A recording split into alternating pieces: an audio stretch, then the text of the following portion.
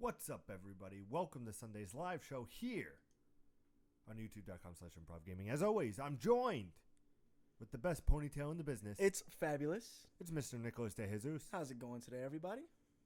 And I'm joined with Mr. I'm wondering. Yeah, I interrupted you. How do you like that? I never interrupt you. I'm joined by Mr. I'm wondering himself with the Kango cap in tow. It's Mr. Peter Anderson, ladies and gentlemen. What's up, guys? Now you've been saying Mr. I'm wondering. You didn't say that for like a span of like months.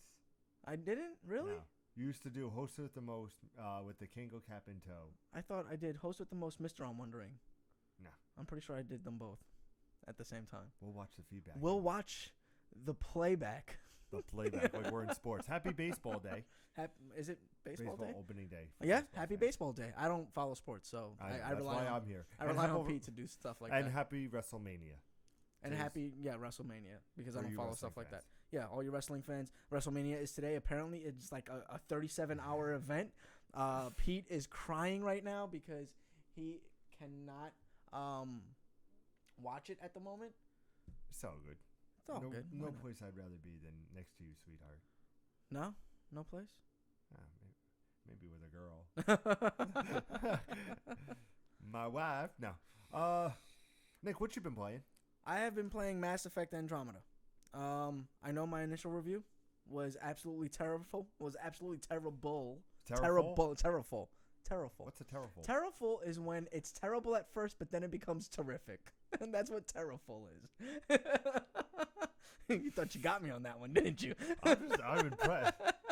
Those improv classes really helping out. Yeah, it's like we're one person. So it's now turned around for you. Yeah, it's turned around quite a bit for me.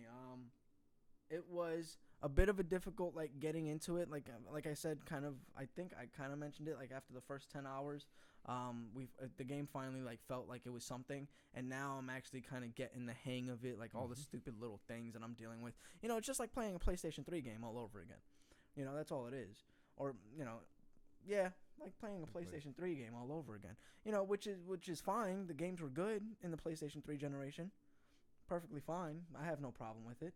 I think the game is good. I think the graphics look a little bit better than they did before. It's not a major big push, but it's nice to kind of see the story. It's nice to see all the little hints. I got to a point where you see the connection between the characters that were in Mass Effect, the original trilogy, and Andromeda. So you start to see kind of the correlation between the characters that are in the Andromeda galaxy and the people that were in the Milky Way galaxy. So it's nice to kind of see that stuff and see that story, kind of some more information behind the characters that you kind of grew up with in the original trilogy. It's kind of nice. I'm still lukewarm. I don't know how I feel about this game. I'm trying to enjoy it. But after you platinum Horizon Zero Dawn, everything seems obsolete. Yeah, well, that's one of our topics that we have on youtube.com/ImprovGaming, which is, can a game ruin other games for you? And Pete and I were just talking about this right before the show, which is, that's what I kind of wanted to bring to the forefront in that episode specifically. You can check that out on the channel, where one game comes out and it's so fucking phenomenal that if you play another game, it just seems like shit compared to it. And I feel like I'm dealing with this. I feel like Mass Effect Andromeda should be a good game. I shouldn't be angry with it. But because I played Horizon Zero Dawn, I'm very angry with Mass Effect Andromeda. Every time I play it, it's like a spite fuck. It's like, I hate you, but I have to play you. Yeah, exactly. I've debated a couple of times with Trady in, but I was like, nope, you and me, Mass Effect, we got to do this. Yeah. We got to see this through. It's like a terrible marriage that you just can't get out of. Yeah, it's bad. It's real bad. I think it's time for Milking the Cow. Milking the cow, ladies. Just so you guys and know, gentlemen. Last couple of weeks, we are live now on Facebook, Twitch, and YouTube simultaneously on Sundays at 6 p.m. On Sundays at 6 p.m. We are still Eastern time. We are still trying to work out the frame rate, so bear with us a little bit. Yes, we're still playing around with the frame rates and all that stuff. I think the volume should be a little louder this time, so you should be able to hear us clearly. I'm hoping. I'm not sure. Still working on it. You could always give us feedback. Let us know in the comments below. Or live on Facebook. Remember, also, we have Improv Play, where you can play multiplayer games with us, whether it be For Honor, Wildlands, Mass Effect Andromeda, or any sports game. I just had the best sports match of my life. Did you really? Yeah. Actually, we're in playoff season in Madden for our group. Actually, the group I'm going to go see WrestleMania with. And it was the AFC Championship. And me and this kid knew we were facing each other since week 1. We're like, we're the two best in the division. We're going to go far. And I played him week 2. However, I did not show him my strategy because I knew that I would face him. So I'm like, let me just do some weird-ass shit. So he goes, what the fuck is Pete doing? And he would play to his strength. So I knew exactly going into what he was doing. So when we met at the AFC Championship, Nick, that's when the two... I get it, Pete. I get it. It's not the Super Bowl. It's before No, I know that. Thank you. So... Thank you, Pete. Third quarter, forward, he's winning 16-0. And I come back, touchdown, get a 2-point conversion, 16-8. Fourth quarter, get a touchdown, 2-point conversion, 16-16. We go into overtime. Nice. Then I get the coin flip. I get tails. I win. So I decide to receive. Now, with Nick, I don't know if you know this. Yes, football, I know what receiving is. No, but in football, when it's overtime, if you score a touchdown first, game over. Yes. If you get a field goal, the other team has a chance, but if they don't score, game over. Okay. But touchdown seals the deal. So I decide to receive. Okay. Now, there's a play, Nick, called Dagger. And what Dagger basically does is, for the fans of Madden, your tight end goes right in front and just races across. And what you do is you pass it, and then he'll just run, and you get about 8 or 9 yards. A good little pickup. My opponent knew exactly what I was doing because it's one of my favorite plays to run, and he was on my tight end. So he was on Jason Wynn, the Dallas tight end, for people who don't know. So I was like, shit, he's going to intercept it. Because if he intercepts it and just then runs he can down, just go, and then he can game score over. and game over. So I said, all right, he's going after my tight end. Wait a minute. Is that my number one receiver just waving right now in the end zone? Fuck it.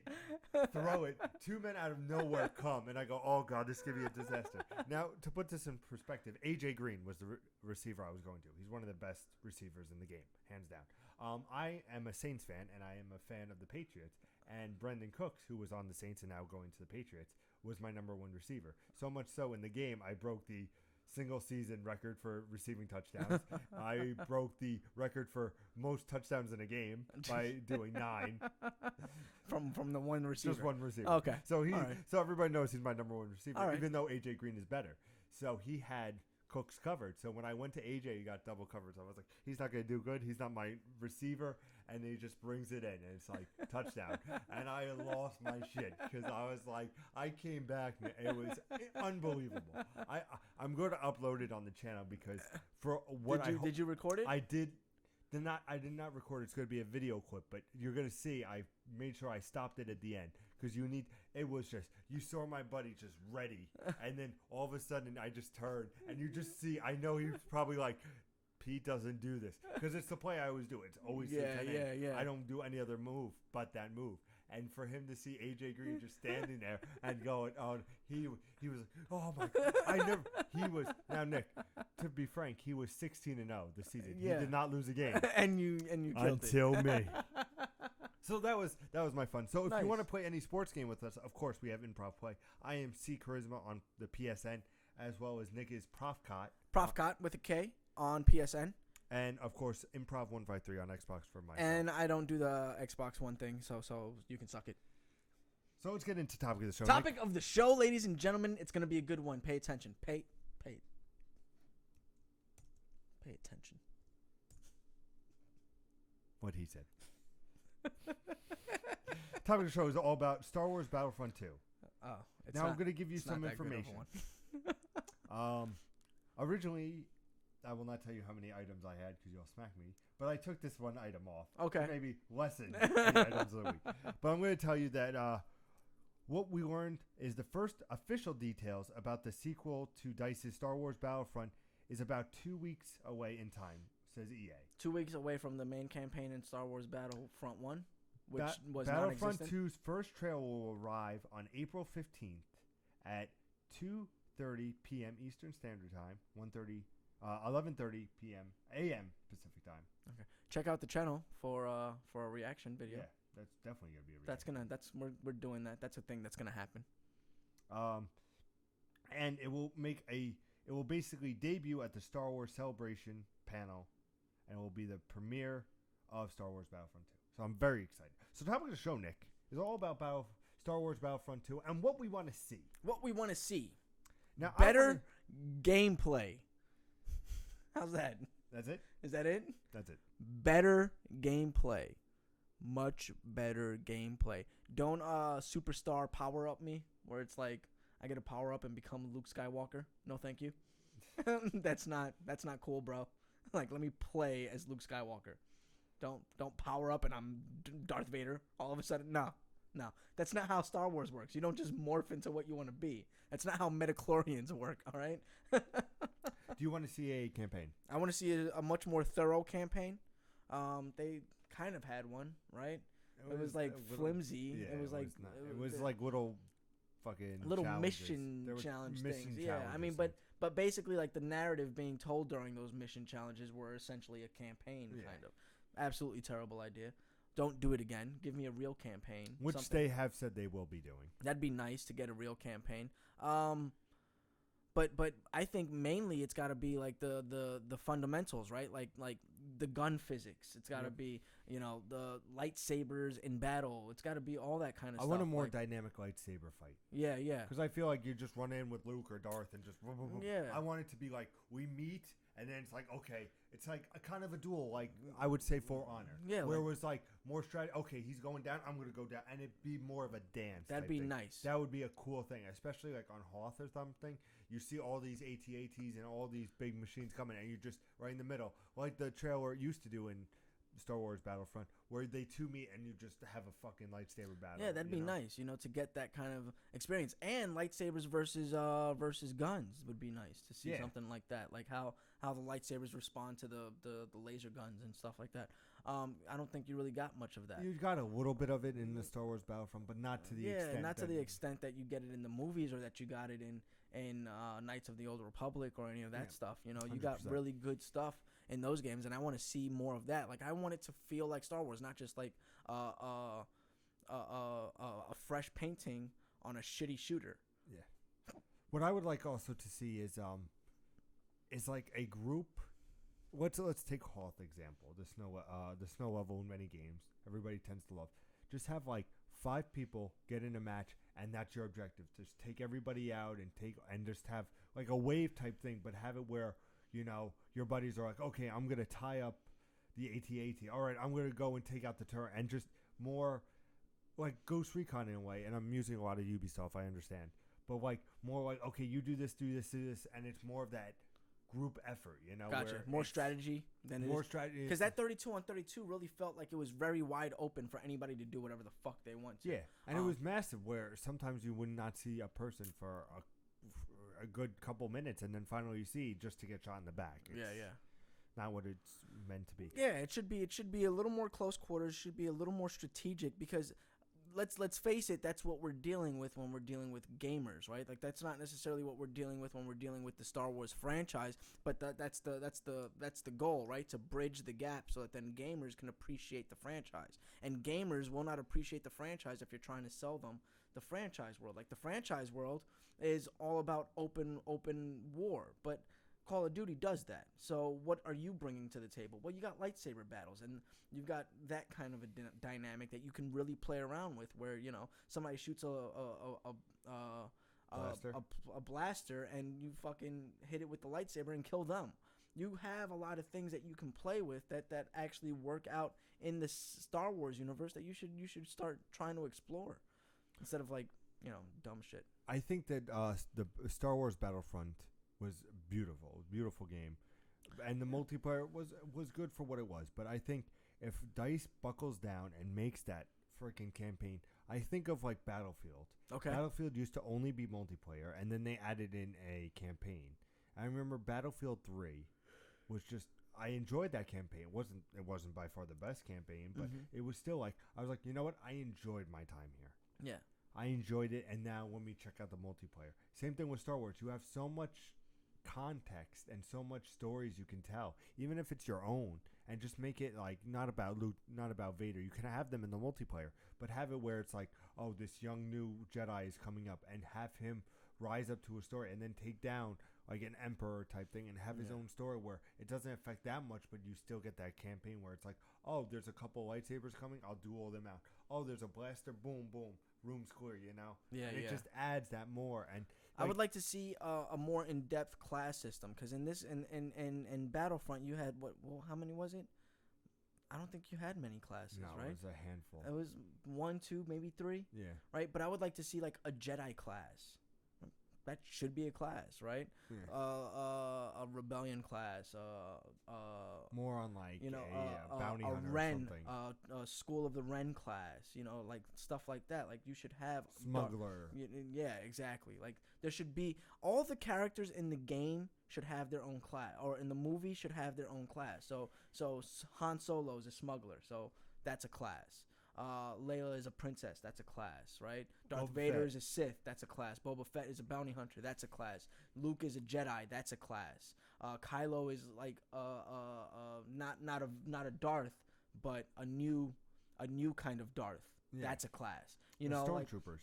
Stormtroopers, that's a class. The Rebellion, that's a class. Like it should all those main type of focus points should be a class. So we should get like 8 or 9 classes out of that, and you should tailor the experience according to that kind of thing and balance them out. Like Layla has her strengths and she has her weaknesses, and you should base it on that concept. Darth Vader, you can't make him OP, right? But that's why you have the Jedi class, is to balance that out if you're going to do group versus group. And I know you're going to look at me crazy, but the same thing could be said for another Ubisoft. I know people, but Rainbow Six Siege, perfect example. You have this 5-on-5, but you know that the Rook might be better utilized against Tatanka or vice versa, and you have these matchups where it's like, okay, I know that this character may be a little bit stronger when it comes to facing this guy. Yep.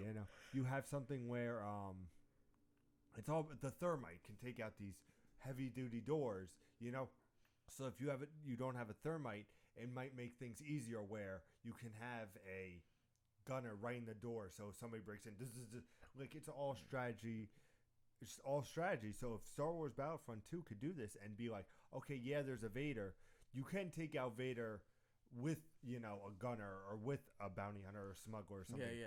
But it's a little bit easier if you have a Jedi, and of course, most people want to play as a Jedi, or a Sith, and that way you have those classes, and it'd be something like Rainbow Six where it's like, okay, you're Luke, that's it. No more Lukes. There's one and one Sith. There's one lightsaber. There's one Jedi. That's it. Yeah. And then next round be like, okay, maybe he can't be the Jedi anymore. It's somebody else. But Yeah, exactly. And that's the point, right? Is that instead of like trying to give me Layla or trying to give me Luke Skywalker or trying to give me Darth Vader, now you're giving me their class and you're giving me what they represent. And therefore now I can make my own character kind of tailored. Like this is my vision of what a Darth should look like, and it gives me that customized. Yeah, and that relatability of like, this is my character as a Darth. This is my character as a Jedi. This is my character. I mean not as a Darth, as a Sith. I'm sorry. This is my character as a Jedi. This is my character as one of the members of the rebellion, and give them all things that they're strong against. That kind of like a Vader can't go against a rebellion member because of this. You know what I'm saying? Yeah. But a Jedi and a Vader or a Jedi and a Sith are much more equally matched because of this. Stuff like that to kind of balance the equation out, so that then everybody can have a good time, and then everybody can find their play style. If they like to shoot, then they can join the rebellion or be a stormtrooper, and it kind of balances it out. Yeah. I don't know. I mean, Are you excited for this game, Nick? I need to see. I need to see more of what they're doing, because if it's the same old with just a campaign, I'm not interested. That's the only reason. Well, you'll find out on April 15th. April 15th. Remember, 2:30 p.m. Eastern Standard Time, 11:30 a.m. Pacific Time. And you'll find out. You'll find out what we think of it. And we'll have a reaction video that Tuesday. Yeah, sure. Why not? Yeah, I got it up here, baby. Okay. All right. So Tuesday Pete's the man with the plan. Always. Tuesday the April 18th, we should have the reactions up. Okay. Sounds good. That makes sense. Sounds good. So, are you excited for Battlefront 2? Let us know in the comments below.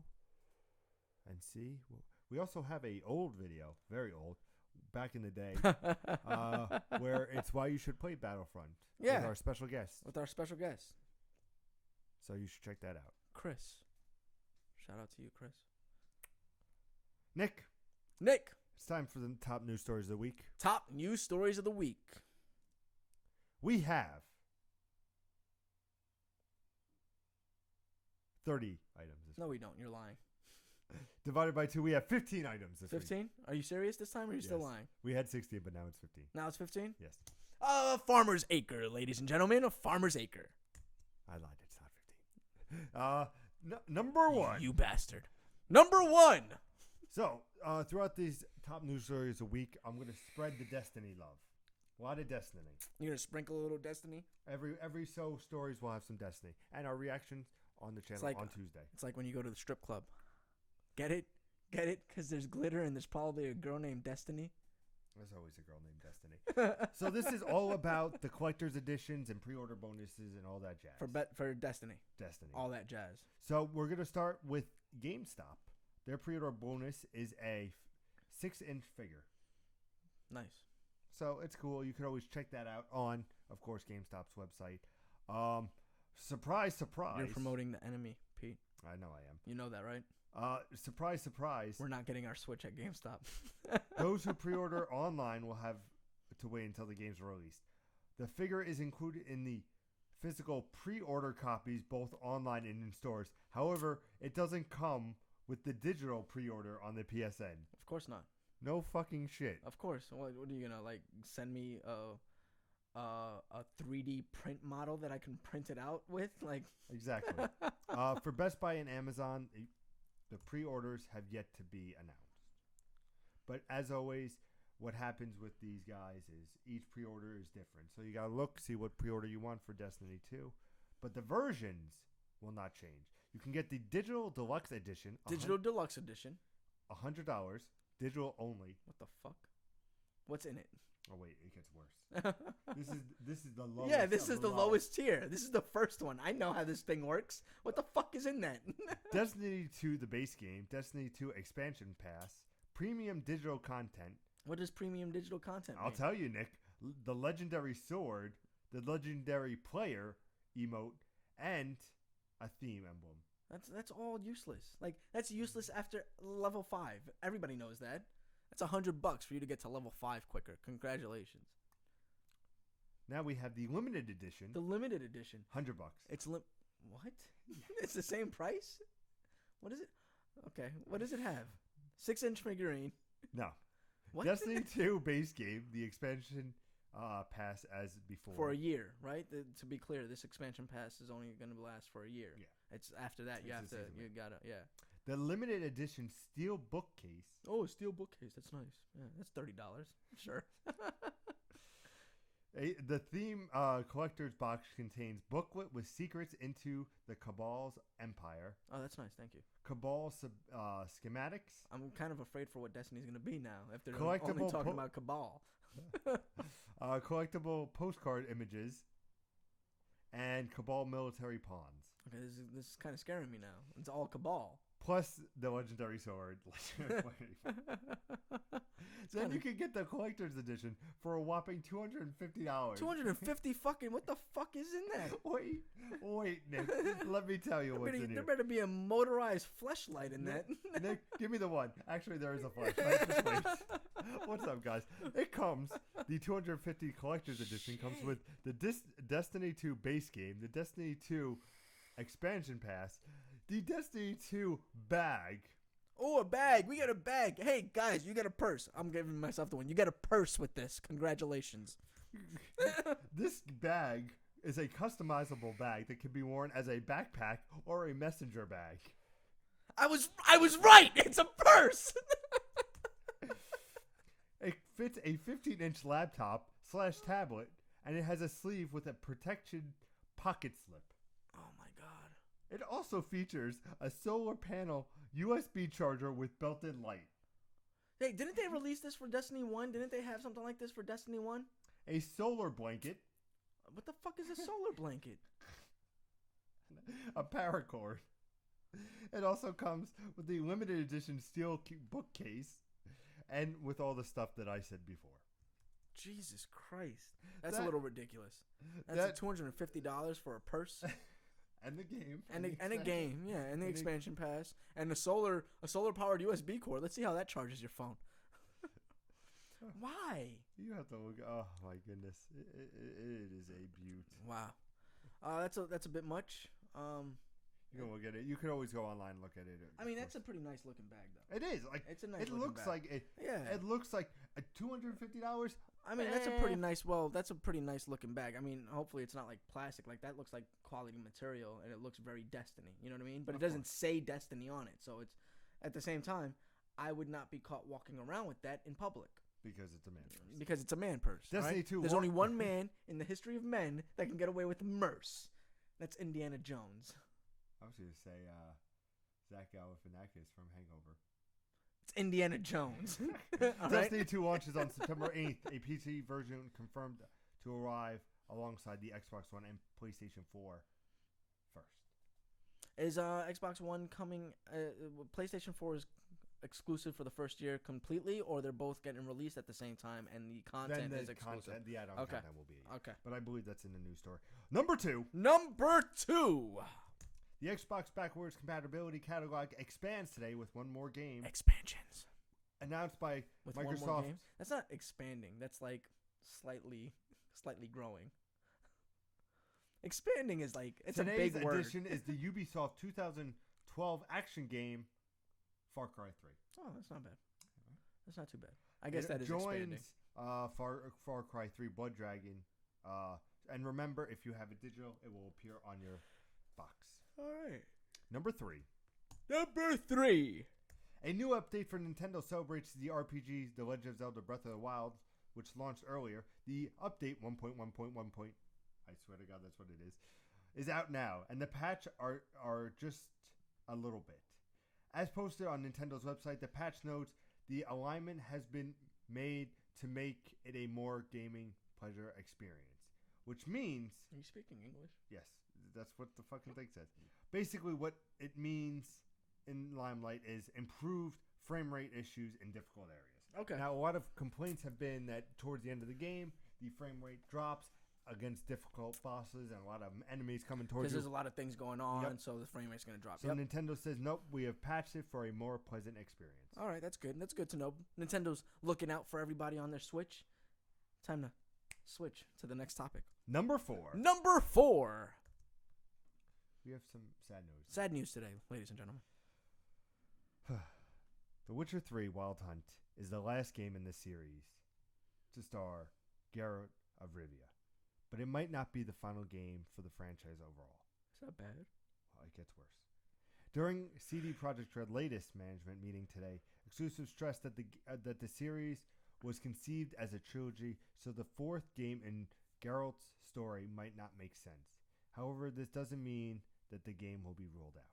Quote, The Witcher was designed as a trilogy, and a trilogy cannot have a fourth part. Can it? Question mark? End quote.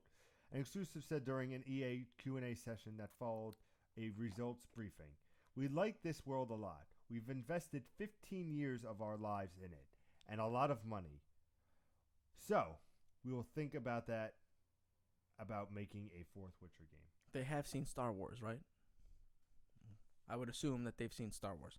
Let me give you. Trilogies can have more than 3. I don't know if anybody's been paying attention, but Star Wars was a trilogy. Right? It just came out with another trilogy. Mass Effect was a trilogy. Although they did switch characters. I'm just saying, right? Prince of Persia trilogy. Prince of Persia was a trilogy. Uncharted was a never-ending trilogy. Gears of War. Gears of War was a trilogy. Halo was a trilogy. There's life after death in a trilogy. Well, there is good stuff about CG Projekt Red, and that brings us to number 5. Number 5. CG Projekt Red's The Witcher series has passed a new sale milestone. New sale milestone. What's the milestone, Pete? As part of the company's newest earnings report this week, it announced that the franchise comprising of The Witcher, The Witcher 2, Assassins of the King, and Witcher 3 Wild Hunt has now passed 25 million units sold. That's not bad. It's not bad at all. The Polish developer did not provide a specific unit sale breakdown by title. Whatever the case, the figure is up to 20 million numbers that they disclosed last month, I should say. So basically, it's saying that 5 million were passed in the last month. That's not bad. That's not bad. Very impressive. Very impressive. That's with the way that you sing its praises. I love that game. I know, and I haven't played it. Do you still have it? Did you trade it in? No, I would not trade that. Okay, I gotta borrow it. You were playing Mass Effect. During a Q&A session as a part of the briefing, CG Projekt Red management offered an update on Cyberpunk 2077, which is their new game that will be coming out shortly. That's CG Projekt Red? Mm-hmm. Okay. Saying developer progress is quite advanced at this stage. Management said that the game is very ambitious and stressed that the developer will not rush this game to market. All right, that's good. That's what the publisher is saying? Mm-hmm. Whoa, we have a publisher that cares about games. Right? Who's the publisher? The publisher is... I can find out for you if you give me a couple seconds. Let me just read this quick. Yeah. Right now, it is the end of talking... right now, it's the end of talking about Cyberpunk until we go out there and show stuff and say, hey, here it is, because that's how we do games. CG Projekt Red co-founder said, there's too much talking about what could possibly could be and how big, and when we show it, we should show it and explain it. So I'm going to have people not read anything about Cyberpunk probably for the next ... time. Oh wait, CG Projekt is a publisher on it. So who's the developer on it? Is it CG Projekt again? Yeah, most likely. The game is set in a dystopian future and being made in a partnership with Cyberpunk RPG designer Pogsmith. Platformer have not been announced, but PlayStation 4, Xbox, and PC seem likely. In terms of the financial specifics, CG Projekt Red revenue and profit for 2016 dropped year over year. You can watch the CG Projekt Red earnings briefing above. It's all in-house. Yeah, it's all in-house. Yeah, it's CG Projekt and CG Projekt Red are the developers, and CG Projekt is the publisher. They do some good stuff up in Poland. Yeah. So it's all in-house. I didn't realize that about CG Projekt. Now, the game could come out this year, next year, or 2019. Whenever they fucking want it to come out, because they're their own boss. If it's as good as Witcher 3 Wild Hunt, then take all the fucking time you want. It's very much a Bethesda situation. They're very much their own boss. They can write their own ticket. 100%. The upcoming PlayStation 4 exclusive number 6. Number 6! I was very confused just now. The upcoming PlayStation 4 exclusive Wipeout Omega Collection arrives on June 6th in the US and June 7th in Europe, as Sony announced today. The Omega Collection was first announced last year, and it's a collection of content from Wipeout HD, Fury, and 2048. It features all tracks and shipped from those games with enhanced visuals running at 1080p on PlayStation 4 or a dynamic 4K resolution on the PlayStation 4 Pro. HDR support has been implemented, and both PlayStation 4 and PlayStation 4 Pro versions are targeting 60 frames per second. Very nice. Very nice. Not that I care, but it's nice to see like classics come back and kind of do some nice things. Number 7. Number 7. This week confirmed an open beta for the upcoming game Destiny 2, which launches on September 8th. Although Destiny wasn't available on PC, the sequel has confirmed for the platform alongside expected Xbox One and PlayStation 4 versions. Here's the premise of the game as described by Bungie. Humanity's last safe city has fallen to overwhelming invasion forced by Gaul. The guy Gary. Glenn. Something with a G. Something with a G. You could watch Tuesday's episode to see. Imposing commanders of the brutal Red Legion. He has stripped the city of the Guardians of their power and is forced the survivors to free. You will venture to mysterious and unexplored worlds as our solar system to discover an arsenal of weapons and devastating new combat abilities to defeat the Red Legion and confront Gary, Gold, Greg. Something with a G. It starts with a G. You might reunite humanity's sacred heroes, stand together, and fight back to reclaim what is your home. Sound good?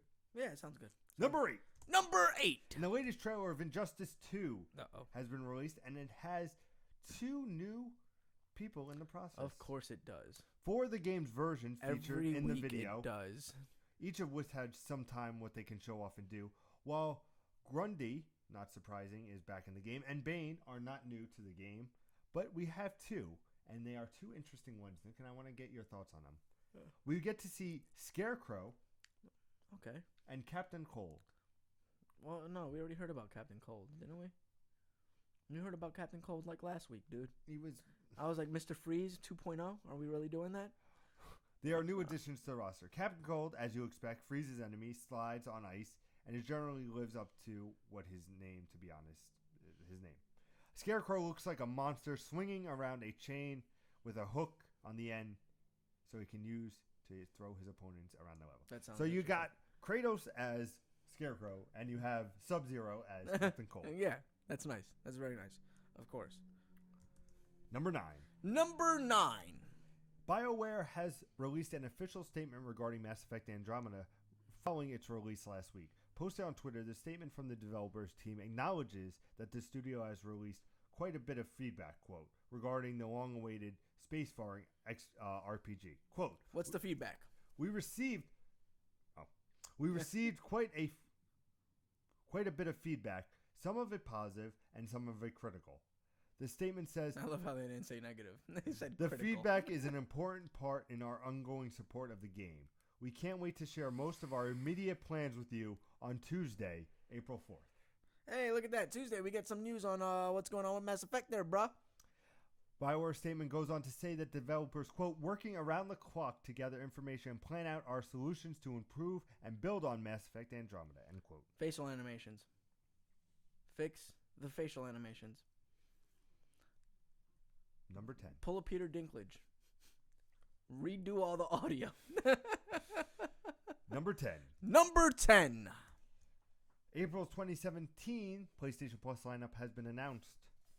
And we're going to go through quite a little. On PlayStation 4, you can get Drawn to Death. Drawn to Death. I'm so excited for it, Nick. Is it good? I told you last week, it's the one that is the cartoon-based thing from David Oh, Jaffe. okay. Yeah. You got free to play, definitely pick it up. Okay. If you don't, it's going to be $19.99. You also get Lovers in a Dangerous Space Time, which I hear very good things about too. Yeah. And for PlayStation Vita, because nobody plays the PlayStation Vita anymore, I don't know who you would. can get 10 Second Ninja and Curses and Chaos.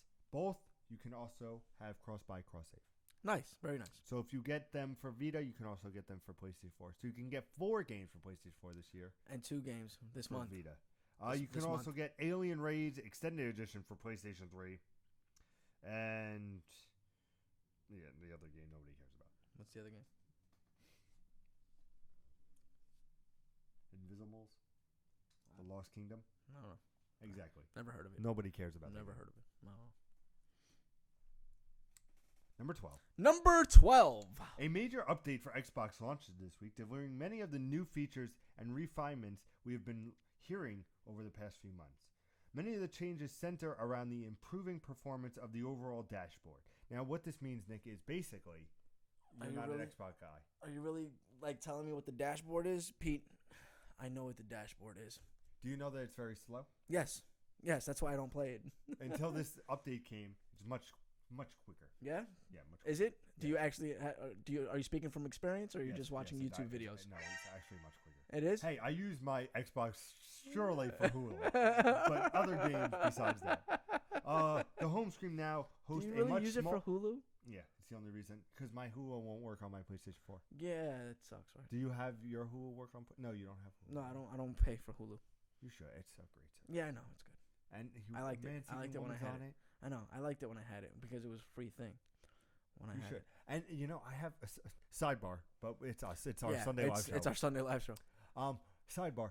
I pay $9.99 for it. Tell me all about this place. And it's with ads. But for a couple bucks more, you get no ads. So I'm really thinking about debating it? I'm debating it because you got Seinfeld on there. You got the South Park. I know you have it on your PlayStation 3. I know that, Nick. I already have all the episodes. I know, but Seinfeld, which I really want to get into, but those ads are a son of a bitch. Yeah. You got Man Seeking Woman, which I love rewatching, but then you have the ads where I'm just like, if I didn't, you have some great other shows on there that I want to get into. The only thing is, full disclosure, I don't know if you guys know this. I watch a show called Once Upon a Time. Okay. It's on Sundays at 8 o'clock. Okay. It goes on Hulu the next day. However, that will be not allowed to use the feature of no no ads. because it's new and Yeah. you know they have to add the ads, which I understand. But a lot of the reason why I use Hulu, and when I move out of my house in a couple months, I'm going to need Hulu as my primary television source because I'm not getting cable and paying that ridiculous amount. No. So I'm like, is it worth? I was like, maybe I should just do it just because the other shows. I don't know. I don't know. It's interesting. I'm tossing up between Hulu and Crunchyroll. Crunchyroll is like the anime one. Yeah, the anime one. So I don't know. Because there's a lot of animes that I want to like kind of get back into, but again. Well, I have HBO now.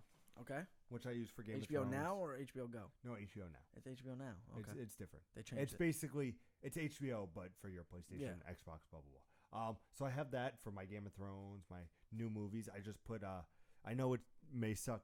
X-Men Apocalypse. I put that. I want to watch that. The Nice Guys with Ryan Gosling and John Goodman, which I've always been wanting to see. Also things that I've never seen. The one with Tom Cruise. What the fuck is it? Not Top Gun. Risky Business. Oh yeah, I've never seen that. I'm very interested. I hear good things. Yeah.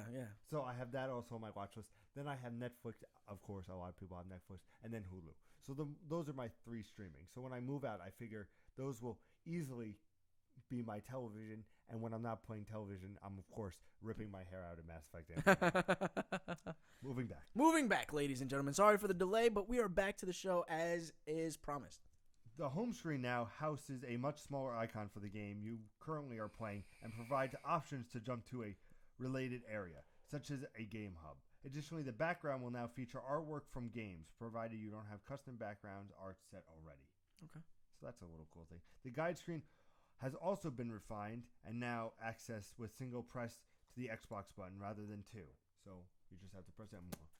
Like similar to PlayStation. Similar to what PlayStation has always had? Yep, exactly. Okay. The first tab will allow to show you to move. Don't try to to fix something that ain't broke, Xbox. Or access your main games or your app selection. The Xbox Store recently launched apps, pins, and more. There are also background music controls and an easy way to jump into the game DDR menu, allowing you to record clips to a variety of length up to 5 minutes and start recording manual clips that lasting up to 10 minutes. Now, fun fact, on my PlayStation 4, when I was facing that godforsaken Cardinal boss and it was pissing me off, what did I do? I put Spotify on.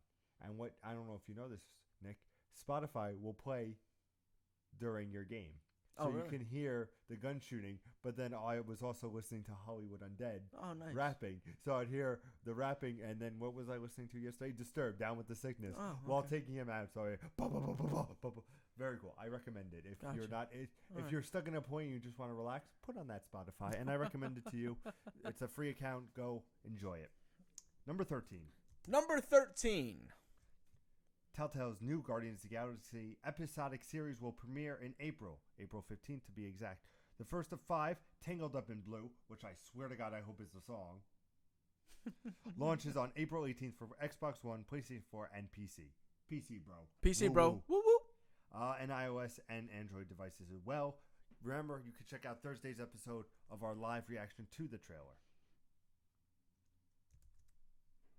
Yeah, check out Thursday's episode. It was pretty good. This Thursday coming up, not last Thursday. So, don't go now. You should check out last Thursday. You should check out last Thursdays, though. You should check out last Thursdays. Number 14. I was trying to do it so you didn't switch off. Destiny 2 will offer certain content first on PlayStation 4. Now, this is what you were asking, Nick. Yes. Sony's